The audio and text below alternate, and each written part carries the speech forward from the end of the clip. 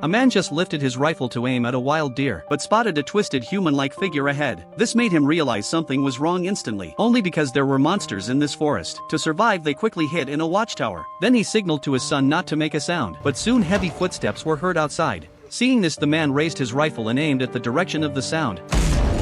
At this moment, the man tensed up instantly. Then the monster outside the door suddenly turned and left. Only after there was completely no movement outside did the man finally stand up and look around. Unexpectedly, the wild deer's internal organs had been gutted. As the man continued to observe, the roar slowly moved away from him. Only then did the man finally let out a sigh of relief. His son curiously asked his father what it was, but the father said it was a black bear. Unexpectedly, this would become the boy's nightmare. Time flew by, and 30 years later, Jack had grown into an adult. One day he suddenly received an email. It turned out Jack's elderly father had passed away, so he took his family back. On their way up the mountain, Jack met an old neighbor he hadn't seen in decades. After learning the neighbor also wanted to go up the mountain to get home, Jack decided to give him a ride. Unexpectedly, an accident happened at this moment.